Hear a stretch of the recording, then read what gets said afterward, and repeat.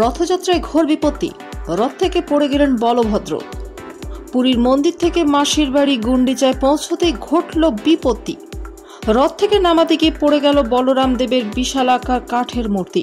নিচে চাপা পড়ে যান বেশ কয়েকজন সেবায়েত। আহত কমপক্ষে 7 জন।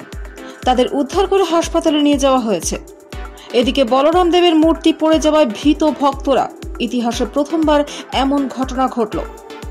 মঙ্গলবার বিকেলে গুন্ডিচা মন্দিরে আদব মণ্ডপে নিয়ে যাওয়ার সময় দুর্ঘটনা ঘটে। মাসির বাড়ি গুন্ডিচায় রথ পৌঁছানোর পর পাহন্ডি আচার পালন করা হচ্ছিল। সেবায়েতরা একে একে জগন্নাথ দেব, বলরাম দেব ও সুভদ্রা দেবীর মূর্তি দৌড়াতে দৌড়াতে মন্দিরের ভেতরে নিয়ে যাচ্ছিলেন। সেই সময় পিছলে পড়ে যায় বলভদ্রের মূর্তি। পুরী প্রশাসন সূত্রে খবর, অতিরিক্ত বৃষ্টির কারণে বলরাম দেবের রথ তালধ্বজের বিভিন্ন অংশ পিছল হয়ে গিয়েছিল। রথ থেকে যখন বলভদ্রের মূর্তি নিয়ে গুন্ডিচা মন্দিরে তোলা হচ্ছিল, তখনই আচমকা সেবায়েতরা পিছলে পড়ে যান রথের ওপর থেকেই। তাদের হাতেই ধরা ছিল বলভদ্রের মূর্তিটি। সেটিকে নিয়ে রথের ওপর থেকে নিচে পড়ে যান তারা। ভিড়ের ঠাসা ওই অংশে হইচই পড়ে যায়।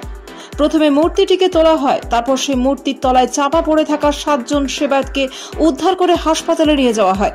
তাদের গুরুতর আঘাত লেগেছে বলে পুরী প্রশাসন সূত্রে খবর। যদিও বাকি দুটি রথ থেকে জগন্নাথ দেব এবং সুভদ্রার মূর্তি নিরাপদভাবেই গুন্ডিচা মন্দিরে তোলা গিয়েছে বলে প্রশাসন সূত্রে খবর। ইতিহাসে প্রথমবার এই ধরনের ঘটনা ঘটল বলে পুরী প্রশাসন সূত্রে খবর। দুর্ঘটনার খবর শুনে উদ্বেগ প্রকাশ করেছেন ওড়িশার মুখ্যমন্ত্রী মোহনচরণ মাঝি। ওড়িশার আইনমন্ত্রী পার্থিরাজ হরিচন্দনকে অবিলম্বে পুরী যাওয়ার নির্দেশ দেন তিনি। আহত সেবায়েতদের দ্রুত সুস্থতা কামনা করেছেন তিনি।